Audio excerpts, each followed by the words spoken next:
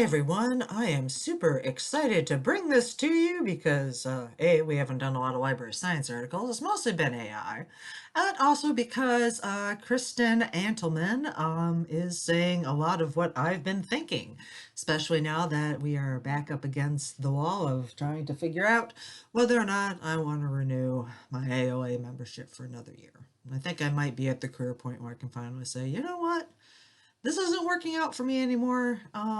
Your denial that you're not politically involved is completely false when you write things about social justice into our code of conduct, code of ethics. But then I'm back to if you do that, then you don't have a code of ethics to point at for your ethics assessor certificates. So six one after the other, but yeah, I'm not getting the value out of it I used to, and there's just times when some of the stuff just makes me want to wince. Anyway, here is Antelman on respecting privacy of thought in DEI training, and like I said, I skimmed this a little bit, like a week or so ago, and all I could do was say yes, yes, yes.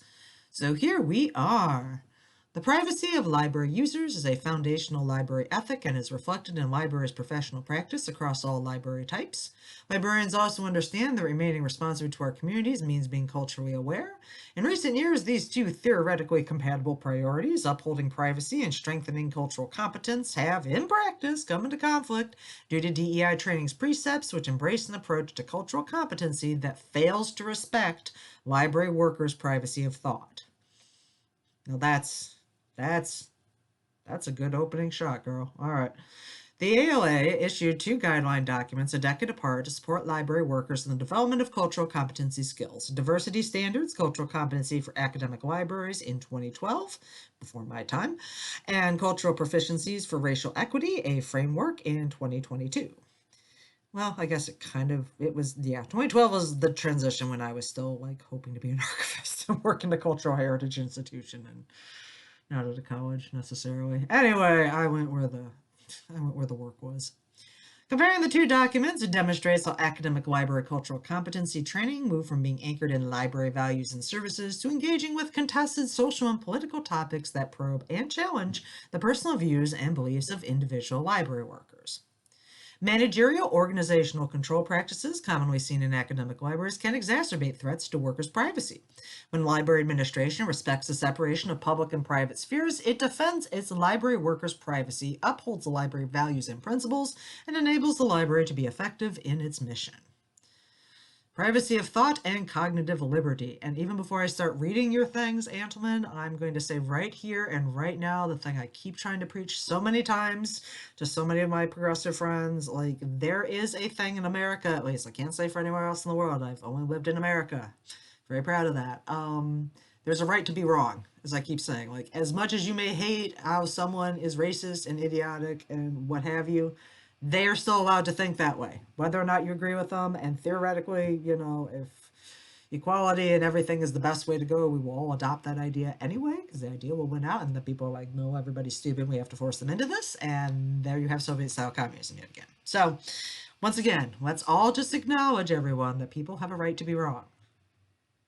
Whether or not you agree with it, it exists in America. There's a right to be wrong. I know it's not constitutionally enshrined, but hello to free speech.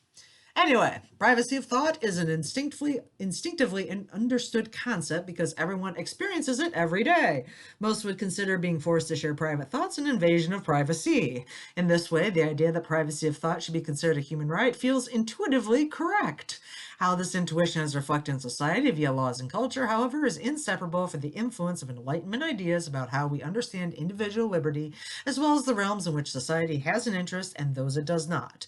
I'm not going to go down the rabbit hole of critiquing Enlightenment idealism right now, but I know it's gotten a lot of cultural flack for, white male concepts.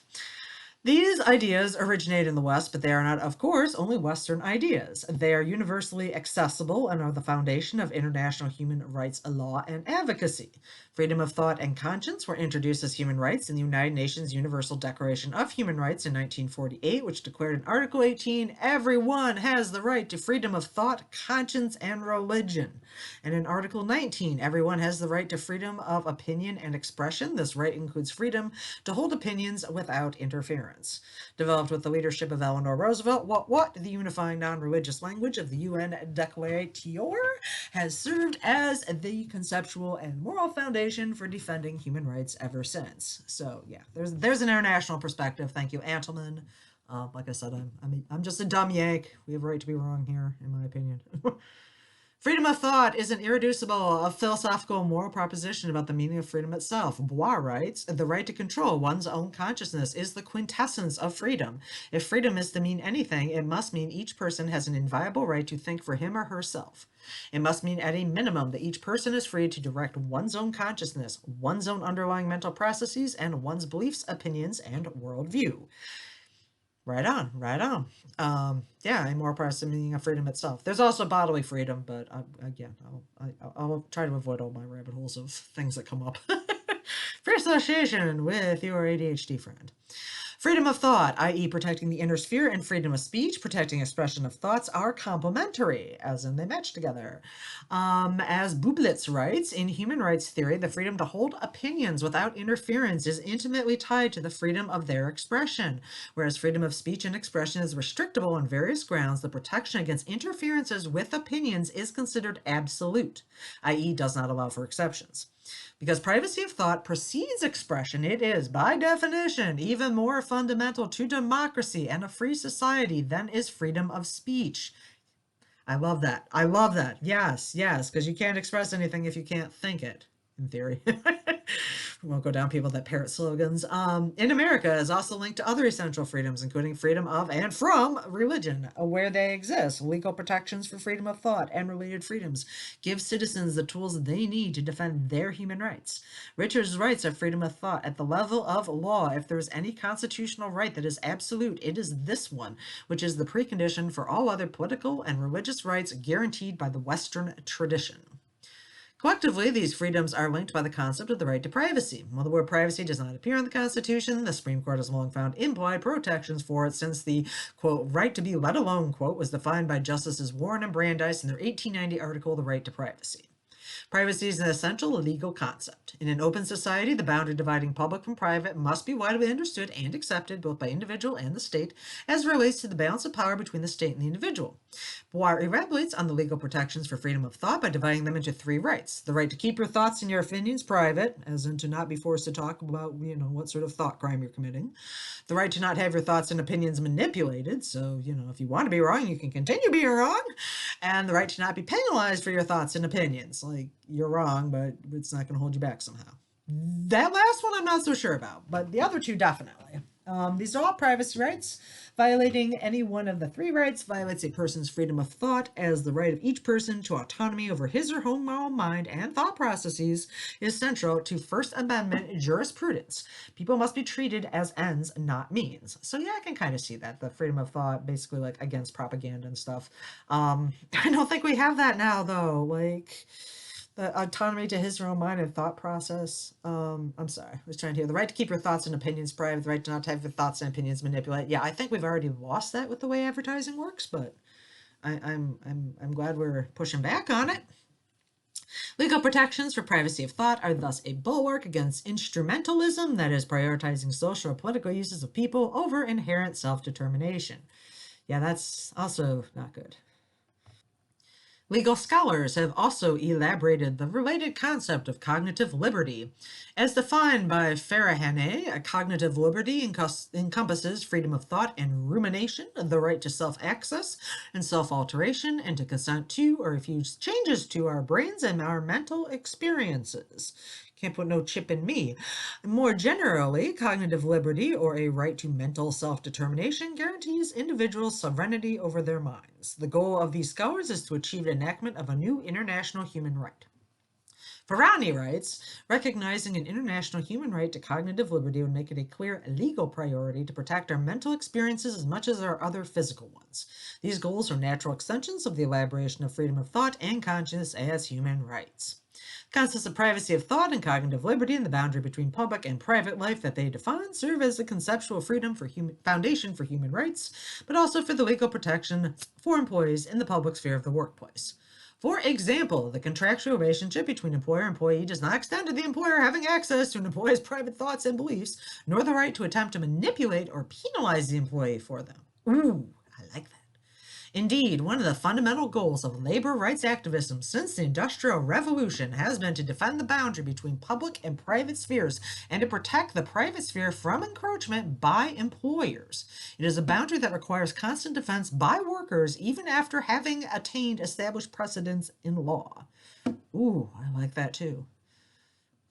My union ex-Marxist self is thrilling here. All right. DEI trainings and privacy of thought. Over the past decade, accelerating rapidly after 2020, academic libraries have implemented various diversity, equity, and inclusion initiatives, including staff training programs. The stated goals of all DEI trainings include, broadly speaking, including increasing understanding of diversity, equity, and inclusion issues with the objective of developing cultural competency skills to better serve the library's mission. While these are valid goals, the training's content and manner of delivery can cross the line from supporting the library's mission to violating workers' privacy of thought and cognitive liberty. There is already considerable research showing how ineffective DEI-related trainings are, and even that they are counterproductive, increasing feelings of racial animosity among coworkers. However, efficacy and ethics are distinct, even if they are regularly intermingled.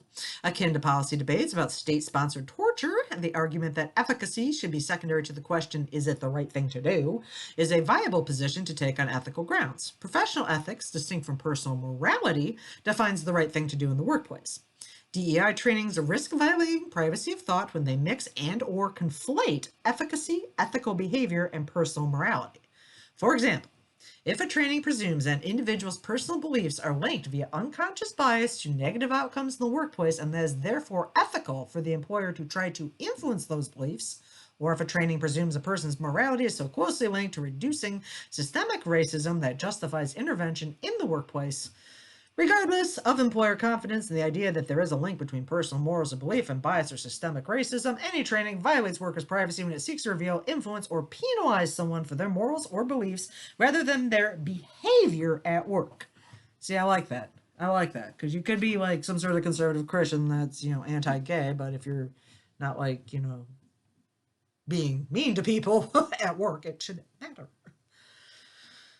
Privacy of thought. I love it. All right.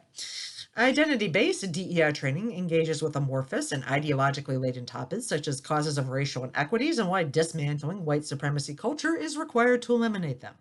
Abstract ideas such as these are examples of what Lifton calls thought-terminating cliches. That is, a proposition that is both unfalsifiable and relies on disabling the recipient's critical faculties to cause itself to be replicated. That DEI training materials are often accompanied by glossaries, reflects a recognition that the words and concepts of the DEI lexicon, such as equity, inclusion, anti-racism, and white supremacy, carry specific meanings that are substantially different from their commonly understood meanings in the broader society. Yeah, we like to rewrite the meanings of words a lot these days, and it seems to have accelerated in the 21st century. Maybe that's just me, though. The language of DEI is both dogmatic and squishy at the same time, somehow. Redefining words is disorienting to people, and in a training context can cause sympathetic people to feel inadequate, a message that is reinforced by reading assignments and being told to educate yourself. Yeah, because, we have to do the work, right? As Bruckner said, like any ideology, this discourse is first presented in the register of the obvious. These rhetorical techniques serve to create epistemic closure. That is, they build a false consensus based on a set of propositions that are presented as facts, followed by goals emanating from those propositions that people can then be trained on. This is what Redstone calls the settled question fallacy, meaning that certain questions have definitive and clear answers when in fact they do not. The ability of DEI trainers to keep up with ever-fluid linguistic norms and nuances also serves as a filter to identify library workers who do not devote the same energy to that purpose or who lack the class or education-based advantages to keep up. Getting someone to use words differently from what they believe they mean or to repeat phrases that are not their own and that they do not really understand is manipulative behavior in violation of that person's freedom of thought. Yeah, because you can look at it from a propaganda standpoint. It's making you chant slogans that you don't understand, and then everyone is chanting the same slogans, and then we're all in the same weird groupthink. Not saying that that's necessarily what's going on with DEI stuff, but yeah, it's not a good thing to force people all to try to think the same. The other thing I wanted to point out here, class-based advantages also just don't have the time.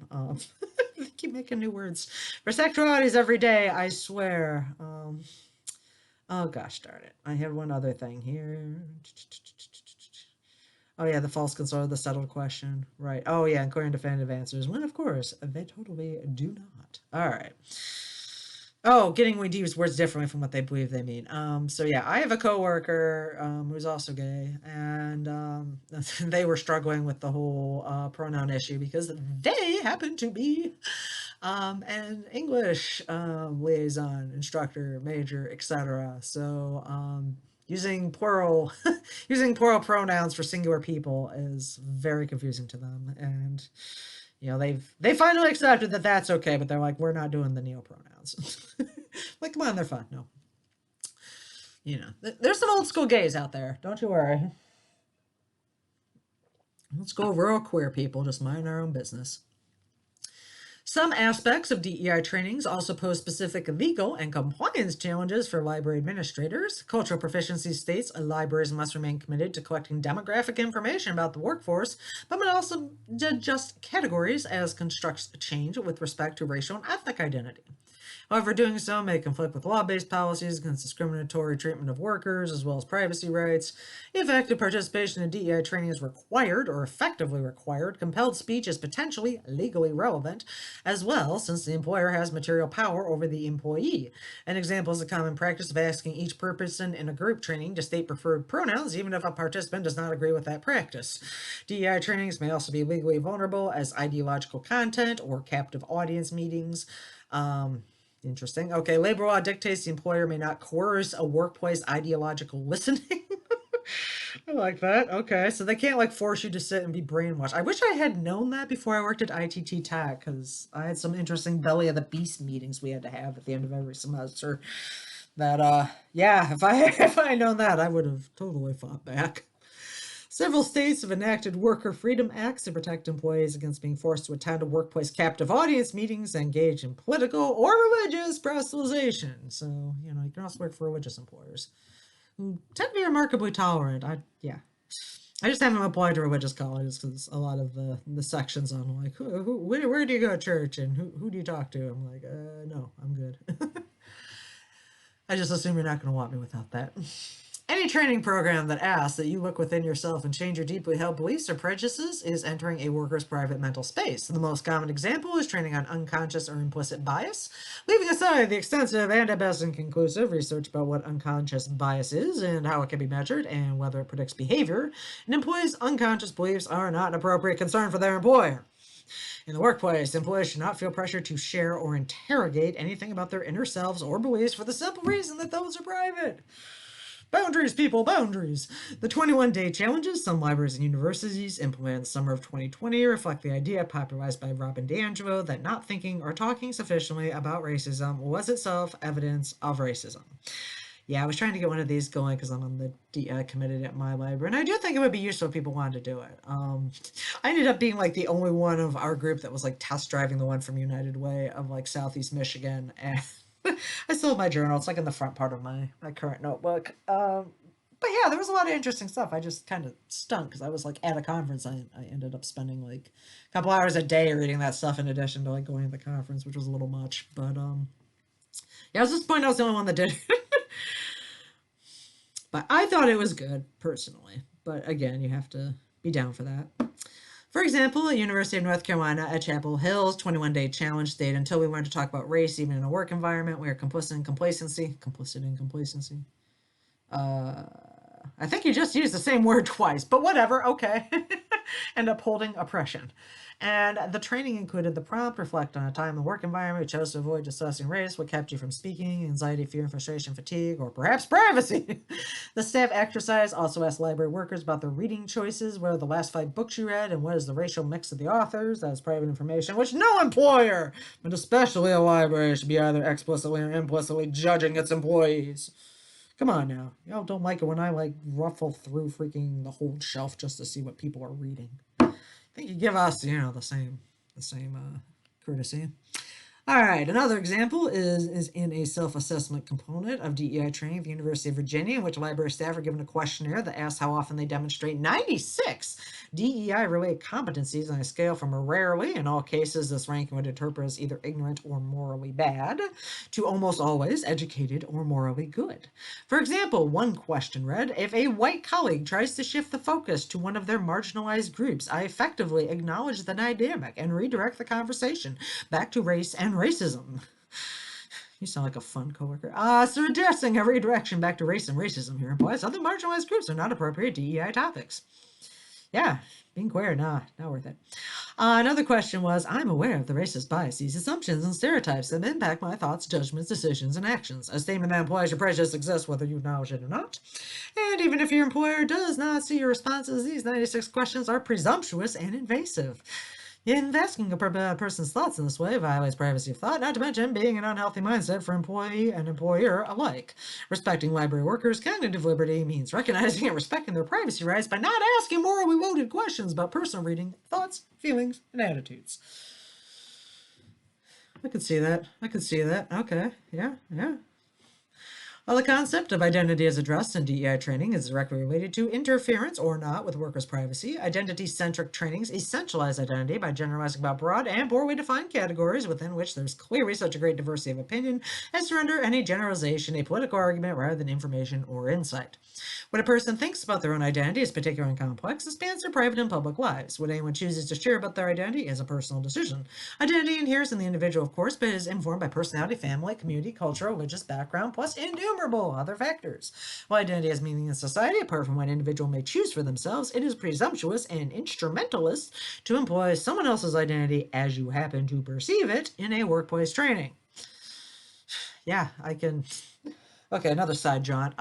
So recently, I have a coworker that's a person of color, and I mistakenly identified which ethnicity she was, and she's like, "Oh no, I get that all the time," and gives me like the other like top four she gets mistaken for. And if you see my name, I get mistaken a lot for being Middle Eastern, which I'm not.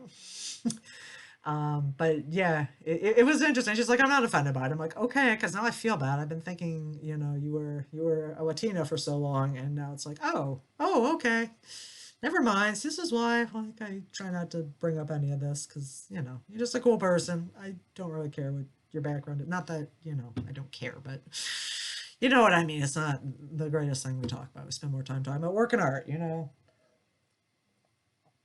So many other exciting things. All right. Central to cognitive liberty is a person's right to hold their own worldview. A worldview encompasses core values, beliefs, and opinions that shape how you interpret the world. A worldview frames how a person engages with new information and how they are predisposed to form new opinions on political or societal issues. A worldview is shaped by parents, family, friends, faith leaders, and social networks. Often a person's worldview is also shaped through education as they learn more about the world and discover what they care about. In the context of the library as a workplace, the employee's worldview may even conflict with core values of librarianship. For example, a library worker may privately believe certain books are so offensive they should not even be held by a university library. However, as long as the employee does his job according to the library's policies, not according to the personal views, he should not be the subject to criticism or re-education. Yes, please don't. A person's worldview is private. No library administrator should even know their employee's worldview unless they choose to share it. And as somebody who's been threatened to go to re-education more than once, yeah, please don't send us. Please don't. It's okay. You learn to talk less as you get older. Identity-centric library and DEI workplace trainings advance an unapologetically a specific worldview, one that clearly represents a progressive left political perspective. That it is a comprehensive worldview is evident in its multi-purpose use of a few common themes, which are presented as axiomatic in DEI trainings. Among them are the central importance of identity, almost exclusively race and gender identity, that truth can only ever be subjective and is an expression of power, that words can be harmful and so must be controlled, and that there is a unity of interest among oppressed groups against oppressor groups. That is a worldview is also evident in DEI training's explicit call to be an ongoing process of education and re-education, and a lens through which libraries should view everything they do and how they do it. The worldview is expressed in strikingly similar language related to library's social justice purpose across trainings, library mission statements, and the 2023 revision to core competencies for librarians and the 2021 addition to ALA's Code of Ethics. Yeah. Identity-centric trainings are politically partisan, therefore inappropriate for the library or any workplace, not because they highlight race and racism, as they might manifest in the library, university, or society, but because they posit one specific worldview that makes claims about social issues only tenuously related to library jobs.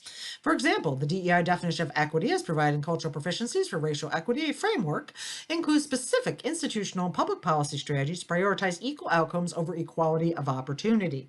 That strategy is certainly legitimate to advocate for in the public sphere. It is also a radical political position in the American liberal tradition. It is not a truth. It represents an argument about the best means to advance a social goal on which there is widespread consensus in society, i.e., reducing racial disparities, across meaningful metrics related to human flourishing, which again is one of the things we all agree on. See, I think that's the problem with like our society splitting up so much these days. We almost all agree on the outcome. The problem is we disagree on how to get there. And we need to go back more towards the middle and try to find compromises instead of just tearing everything apart these days. Like, trust me, I used to be one of a punk ass and want to, tear down society, but unfortunately, civilization does have a lot of benefits. The ways in which one might achieve that goal is a topic for an academic seminar, scholarship, journalism, and public policy debates, but when one correct or true path is asserted in a training framework, it is indoctrination.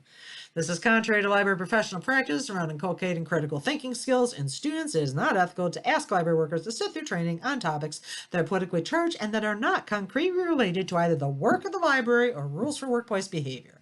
Just as library workers in a non-denominational library deserve a workplace free of religious activity, so all library workers deserve a workplace free of political activity. Thank you, Antelman. Good luck getting that across. I really hope other people read this and take this up, because I'm at a school that's not religious. The student body is mostly conservative, but the faculty are still faculty like everywhere else. And there is just times when I'm like, can we just talk about something else? There's like 9,000 other things to talk about besides political activity and all of our identities and all of our intersectionalities. There's just so much better, other more interesting / compelling stuff to talk about. And this brings it back to the ALA critique that I've been having, which is why I may end up just writing them an open letter when I leave them and just be like, look, there's a reason so many of us are resigning from the org, and it is because you finally sort of jumped the shark in terms of the public policy. Like, I am all for fighting to get our IMLS grants back. I am there for that. But when we start getting into the whole, well, this is like a banned book, when in reality it's a restricted book, it's not really banned, and maybe people in certain communities have a right to not want certain books in their public library, and as someone who has dealt with, I'm going to call them evangelical, quote-unquote, progressives that have come to a small town and tried to change it through its public library, it's not a welcome experience. We'd much rather just have someone who understands the concept that libraries need to reflect their community's values. I know, crazy talk. Anyway, I may end up just be carrying myself politically. We'll find out here. All right, tolerance, a crazy idea. Tolerance enables people to work productively side by side in a diverse society or workplace. Weisberg writes, tolerance, classically understood, permits the very possibility of civil society. Tolerance means accepting people of different beliefs and worldviews and choosing to be civil when encountering people whose views you dislike or find objectionable. Whilst boundaries are historically and socially informed, tolerance is ultimately a personal decision based on one's own conscience. It cannot be demanded. As Weisberg says, judgmentalism inheres in the concept. The window of acceptability varies by person, society, and over time. It is thus meaningless to speak of tolerance as an abstract, transcendent virtue or personality trait. To be tolerant does not mean you must remain silent, much less agree in response to what you find objectionable. Doing so sacrifices your own right to moral judgment, your own cognitive liberty. Yet DEI ideology and positing truths does ask you to agree with what you might find objectionable, and that is at the heart of why it violates privacy of thought. You all have to openly agree that this is the way to think. No.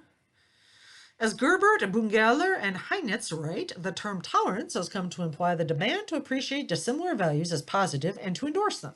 This line of thinking suggests that even after a DEI training participant is subjected to peer pressure to endorse views they might disagree with, tolerance will demand that they become an activist on behalf of those ideas, and anything short of such intrusive activism does not constitute tolerance.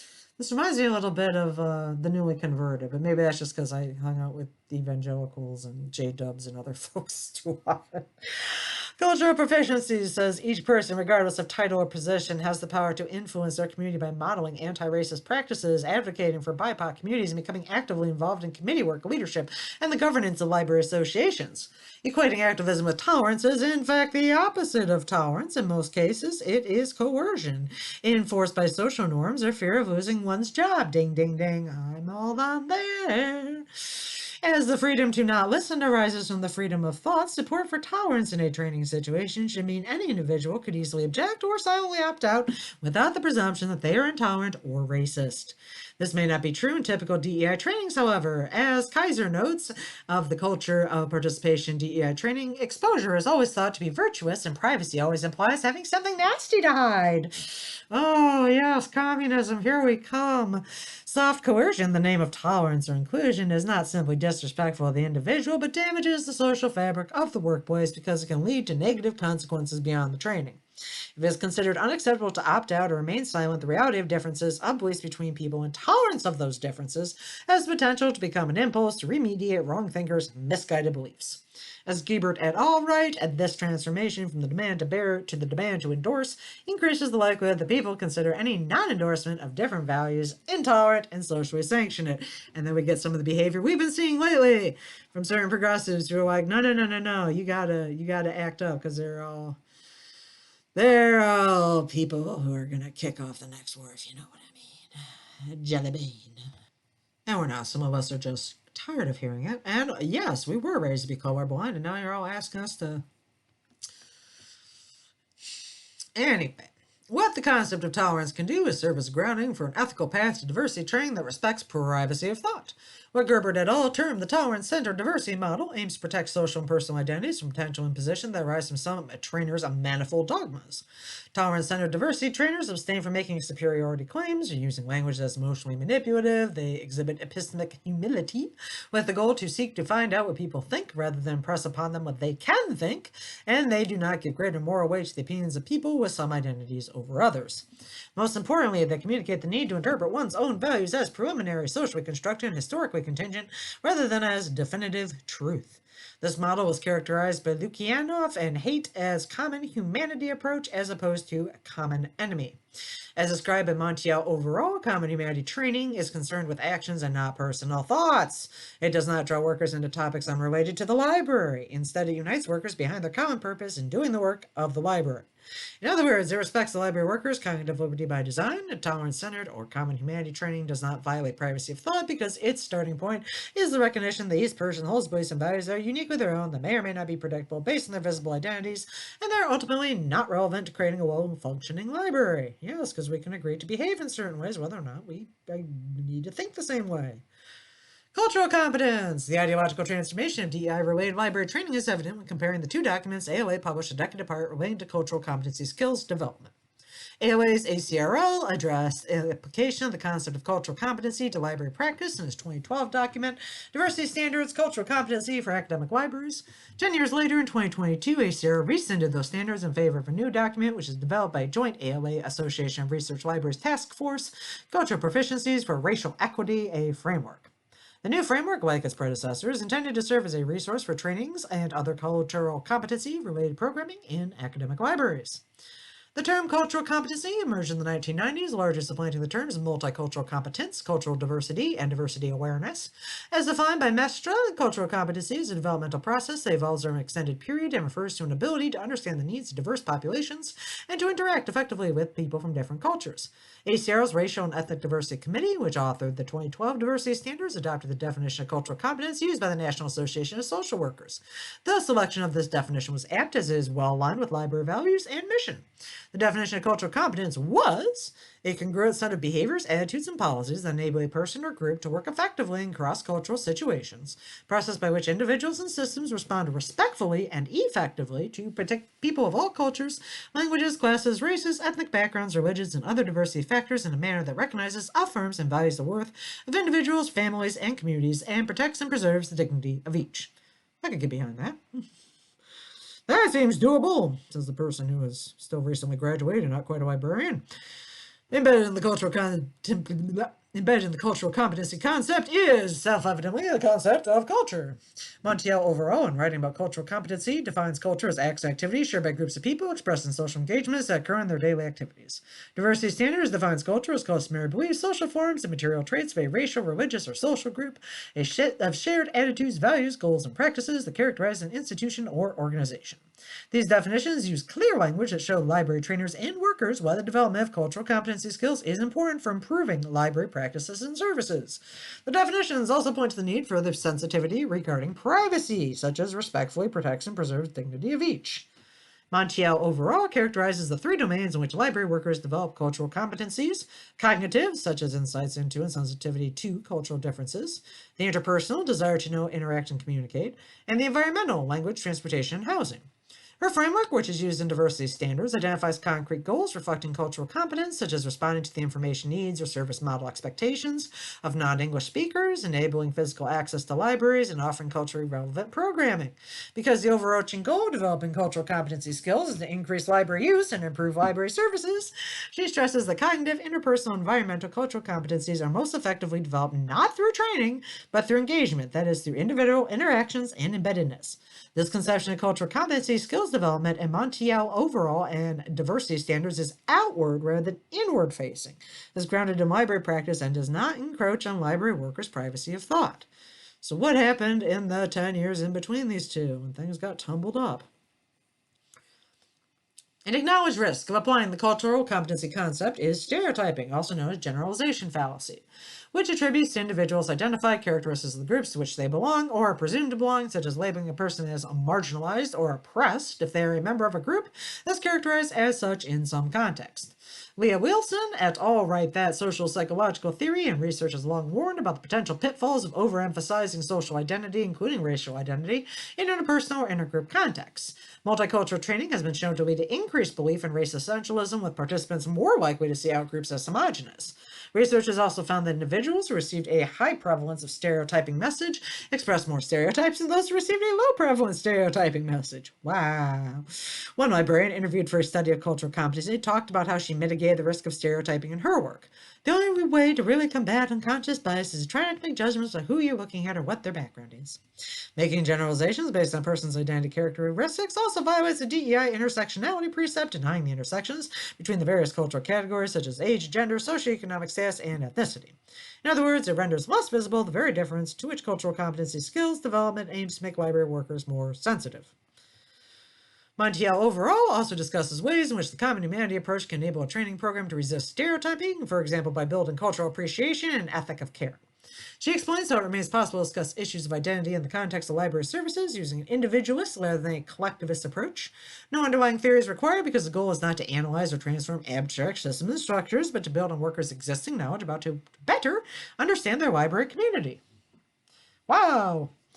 Cultural competence training can be resistant to stereotyping if the trainers themselves practice cultural competence by respecting participants' own beliefs and privacy. Diversity Standards itself exhibits cultural competence as a guidance document. It's practical, concrete, written in clear, non-ideological language that is accessible not only to engaged C&RL members, but to everyone. An academic library today could readily adopt the 2012 Diversity Standards as a guide for trainings that respect workers' privacy of thought. Diversity Standards' successor, Cultural Proficiencies for Racial Equity, a Framework, 2022, as its title reflects, dramatically narrows the concept of cultural competency to an exclusive focus on race and racism. The document's stated goals to serve as a guide for developing personal, organizational, institutional, and system-level knowledge and understanding of the nature of racism and its many manifestations to provide the grounding needed to effect change in thinking, behavior, and practice. The target audience is primarily the individual and their psychology, i.e. library staffs must hold themselves accountable individually, not the library staff as a whole or library services. The language is explicitly fluid because DEI-centered language is frequently evolving and rooted in identity. Despite including a glossary that defines terms such as colonialism, imperialism, social justice, and whiteness, the document does not provide a definition for either cultural proficiency or culture. The framework proposes a staff exercise to research other glossaries created by anti-racist organizations to build consensus around these definitions. Even if library employees were to undertake that exercise, the intended meaning of the DEI DEI terminology may remain confusing to the average library worker because many of the words and phrases are defined differently from their everyday meanings. Using this kind of abstract language with alternative definitions serves to separate the initiated from the uninitiated. Public librarian Barkovich makes the point that a spirit of elitism can be as toxic and corrupting to a public institution as racism and sexism. Using terminology that is not your own has the potential to de-individualize you or to encroach on your ability to think about these topics independently or critically. As Václav Havel points out, the ritualization of language leads to ritualization of thought. So for those of you that didn't spend an undue amount of time in high school reading 1984 in one of your classes and discussing like how if we don't have a word for a thing and can't come up with a word for a thing, then we can't come up with a concept in theory. So yeah, there's a lot of interesting, exciting doublespeak in 1984, some of which I've already used here. But yeah, if you can't talk about it, then, you know, in theory, you can't think about it either. In theory, though, societies have proven that that is very much not true.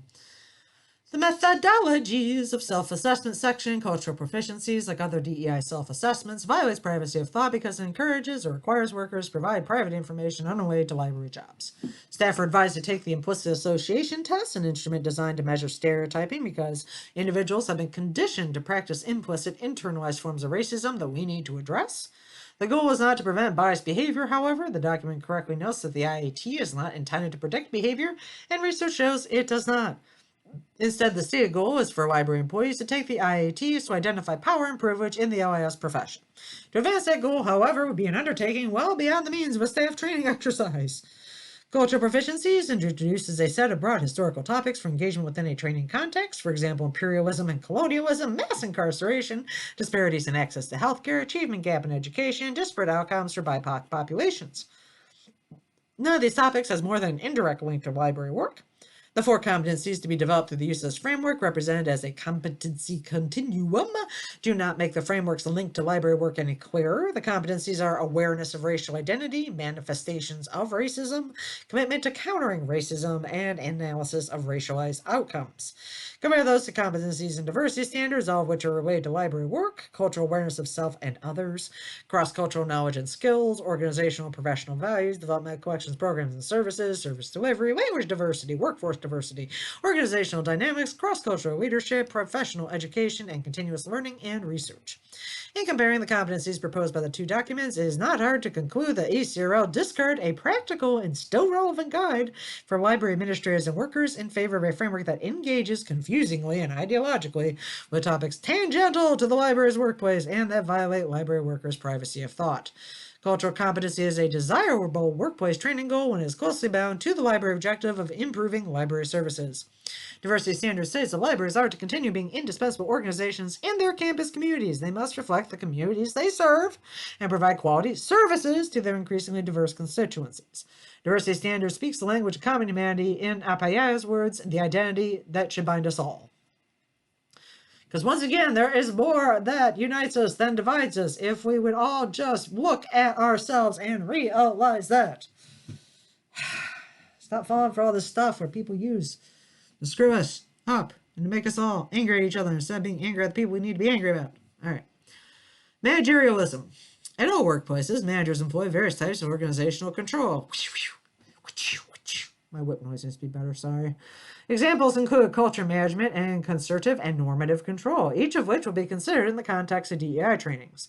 Library administrators carry the responsibility to ensure that the use of organizational control in their libraries adheres to professional ethics, including protecting library workers' privacy. Workplace training as a visible expression of an organization's philosophy of organizational control is one place to look to see how library administration is respecting workers' privacy. Or not. Fleming and Spicer analyzed how organizations deploy one type of organizational control, culture management programs. In so-called high-commitment organizations, culture management practices, such as expected demonstrations of loyalty to the employer, can impinge on private time, thoughts, and beliefs. They write the widespread use of culture management practices in particular has been shown to encroach insidiously into the hitherto untapped areas of workers' private lives. Citing Bendick's work, Kunda analyzes the growing managerial interest in the psychological absorption of workers by organizations.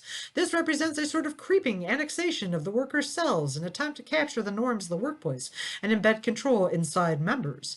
That annexation can take several forms. The first and most obvious example is time, such as a situation in which the employee is always on call or expected to work long hours. The second form is psychology, in which the employee is expected to demonstrate psychologically based allegiance as defined by the employer. Gosh, this sounds like communism again.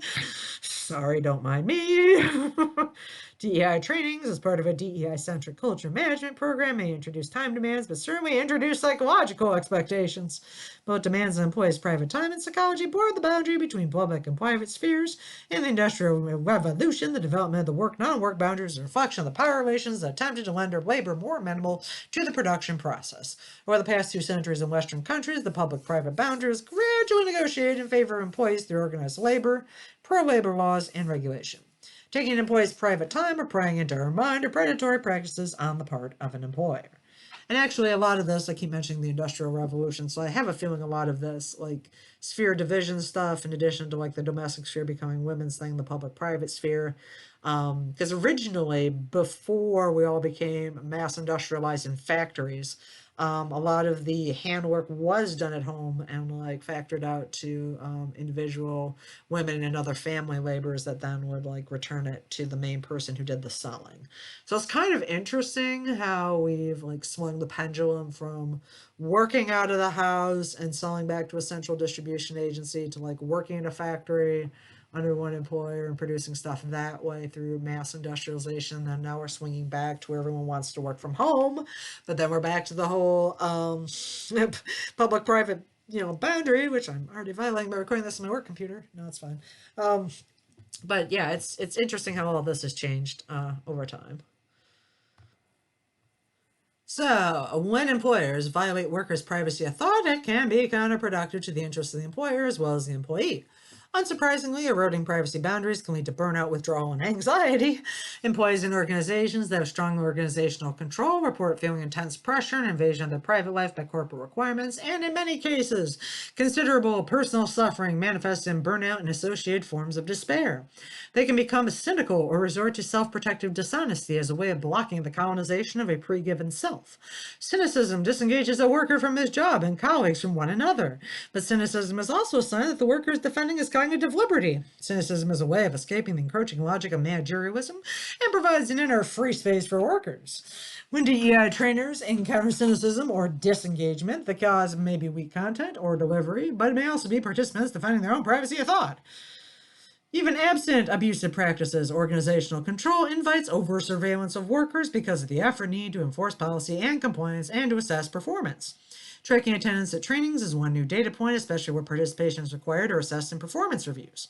DEI action plans, rubrics, temperature checks, climate surveys, equity audits, assessments of impacts, and so on, in turn aggregate contribute to shifting the library's culture away from the academic and toward the bureaucratic. Boo, bureaucratic. The message they send to the library workers is that their own independent thoughts and autonomy in their jobs is secondary to data collection tasks. And as someone who's working in higher ed right now, it all feels secondary to data collection tasks because it's like nothing the administration wants more than for you to track every dang little... Anyway. One example of decentralized bottom-up control is known in the organizational management literature as concerted control. Under concerted control, organizations must employ cross-functional and self-organizing teams. Library DEI trainings, while potentially administratively sponsored, are often delegated to a team that is responsible for their content, may also conduct the trainings. Library administrators are naturally delegate DEI training to those who are motivated and well-versed in the ideas, aka the progressives. These trainings and the teams that lead them are a mechanism for non-hierarchical concerted control over employees. Teams that do not have authority over library policy may be given wide latitude to develop trainings, especially when they can be based on profession-wide guidelines such as cultural proficiencies. Concerted control can exert more power over workers than hierarchical control. The power of peer pressure grows under concerted control and can quickly lead to codification of what began as informal norms. In the training context, this could manifest as expectations for attendance, ground rules, brave space agreements, explicit learning goals, and active participation. Barker describes a tendency to codify and then enforce team expectations. Team members rewarded themselves for compliance and punished themselves for non-compliance. They had invested their human dignity in the system of their own control. The team members directed and monitors each other's actions. The comment of a librarian interviewing a study of cultural competence reflects how conservative control feels. I've never been told that I have to go to X, Y, or Z workshop, but when you're strongly encouraged, it's kind of like you're voluntold. Someone else uses the word voluntold. I don't know who this is, but that's my favorite. One of my favorite words I thought I invented. Probably didn't, but yeah. My boss voluntold me for this. I was voluntold. The dynamic of conservative control is thus a lever of managerial power of employees, even if it is not enacted by means of a hierarchical structure. When peer pressure leads to violations of workers' privacy of thought, it is a management and ethical challenge for library administrators. And just as with culture management programs, excessive conservative control also makes the organization less effective. No library staff can effectively realize shared goals when there is an internal dynamic pitting some against others, or where there exists a culture of fear and intimidation, even if low level. The repeatedly demonstrated result of mixing conservative control with DEI ideology is internal dysfunction and distraction from an organization's mission. Yes, we're here to educate students and do research, not to try to convince people of things, necessarily. Librarians' enthusiastic professions and commitment to DEI precepts have become a presentational ritual. Such rituals are mechanisms through which certain organizational members influence how other members are to think and feel, what they want, what they fear, what they should regard as proper and possible, and ultimately perhaps who they are.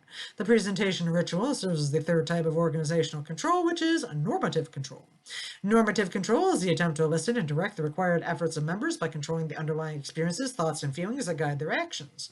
Management advocacy, DEI training, endorses the presumption that personal beliefs, even those a person is not conscious of, influence behavior, which justifies library leadership embracing a moral concern for employees. Moral concern encompasses interest in other people's beliefs and behaviors and an eagerness to improve both. Moral concern also begins the conviction that the men and women about whom we are concerned are in a bad state, religiously, politically, ideologically incorrect. Yeah, more communism. Okay. Just as librarians understand that when someone reads, it does not dictate their actions, so we should understand a worker's thoughts and beliefs do not dictate their behavior at work. I'm just going to share one side note on this. I got kind of shunned at the summer camp we used to go to for reading a book about Holocaust deniers, and I'm like, it doesn't mean I endorse the arguments, folks. I really am just reading this because I am intensely curious how the heck they come up with an argument that denies the Holocaust. And they do have some arguments. They're not very good arguments. I'll tell you that much. But yeah, just because you're reading something doesn't mean you endorse the viewpoint. Sometimes you just want to hear what the other side says because you're kind of like, seriously, what are you thinking? As Fenn et al. Point out, we can and do distinguish between thought, feelings, and behavior. Thought does not automatically translate into behavior. Otherwise, we're going to start having that thought crime. And what was it, Inception? Where they like have the thought and then they go and they pick them up, or Minority Report. I forget which. I watched it recently and I should know the name of it. Yet moral concern that leads to violation of privacy of thought goes beyond presuming a link between beliefs and behavior. Moral concern, such as reflecting cultural proficiencies, is justified by the presumption that thoughts, ideas, and their expressions are morally equivalent to behavior. Words are harmful or a form of violence. The moral concern mindset, the part of therapeutic administrators, takes an instrumentalist but also boundary-violating view of employees. It matters to workers that their employer respects the privacy of thought because it is a moral dimension on which everyone is equal outside the workplace. Alright, thanks for listening. Getting into the final lap, I swear. The moral concern mindset may also incentivize a university or library administration to adopt a particular political stance. When a political narrative is endorsed by library administration, politics is entered the organization a qualitatively different way than when colleagues have a conversation over lunch about events of the day. When an employee perceives there is a correct political narrative that differs from their own, there is pressure to either endorse the narrative or keep quiet. Which is what I do a lot of the time. The officially endorsed worldview makes its way into the library through trainings, but also public statements on diversity, or public statements on current events, exhibits and programming, and collection decisions such as content warnings, diversity audits, decolonizing, among other ways. Once there is a correct narrative, especially when it's framed as morally correct, then it becomes harder for an individual to object and more acceptable or even expected for the administration to prioritize the narrative in the library. Honoring separation of public and private spheres fosters inclusion and enables cooperation across differences. It focuses energy on common purpose. A library leader should assume there is diversity of worldviews among employees and communicate as everyone's job to defend worker privacy. Just as the ultimate check on government power is its inability to know everything about its citizens, until quite recently, when now we have every device in America spying on us, the ultimate check on managerial overreach is the employer's inability to know the private thoughts of employees. And just as seeking to know and control citizens' private thoughts and beliefs is a clear mark of an authoritarian government, a clear mark of an unethical employer is seeking to know or control workers' private thoughts and beliefs. So, library values. The core values and principles of librarianship guiding how we interact with our user communities should be the same values and principles that guide how we interact with our workplace colleagues. Respecting library worker privacy of thought is a direct parallel to respecting privacy of reading. Crazy! Privacy is a value system. Yes. Those values, as expressed in American libraries through the ALA Library Bill of Rights, Code of Ethics, and Freedom to Read Statement, show not only library users but also library workers that the library will safeguard their freedom of thought, belief, and conscience. After all, privacy is about respect for persons, not just protection of data. As institutions, libraries are a bulwark against the encroachment of surveillance of society and are advocates for strengthening privacy culture. In Privacy, an interpretation of the Library Bill of Rights, ALA affirms that rights of privacy are necessary for intellectual freedom and are fundamental to the ethical practice of librarianship, stating that privacy is the foundation upon which our libraries were built and the reason libraries are such a trusted part of every community. I don't know about that because I know so very few people that know like how far we go to protect privacy, because most people are very surprised that they can't access like their previously read, materials without like opting into some sort of service. Because I've talked to people on the street and they're like, "What do you mean you guys are privacy advocates?" And it's like, we protect you this way, this way, this way, this way, this way. Ooh. So yeah, I don't necessarily know that, the world knows that. We defend the privacy of thought of everyone in the library, reader and worker, as if they are human rights, which suggests we believe they are. In the end, our commitment to the foundational values of librarianship can only be met if we are equally guided by those same values and we treat the people who work in our libraries.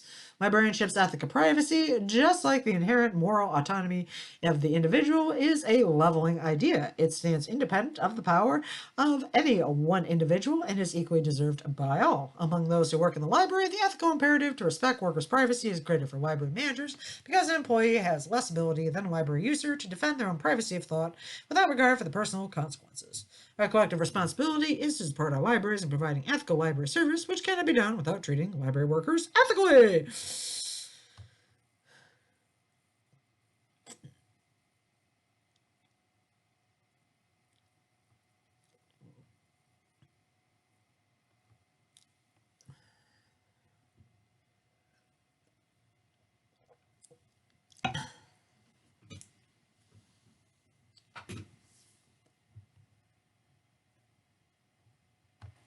Conclusion! Core goals of universities, creating and sharing knowledge, are simple but lofty goals, and doing them well is essential for building a better society. The university cannot allow itself to become a politically partisan institution. If it does, it betrays its core mission. Academia has lately rediscovered the wisdom articulated in the 1967 University of Chicago Calvin Report.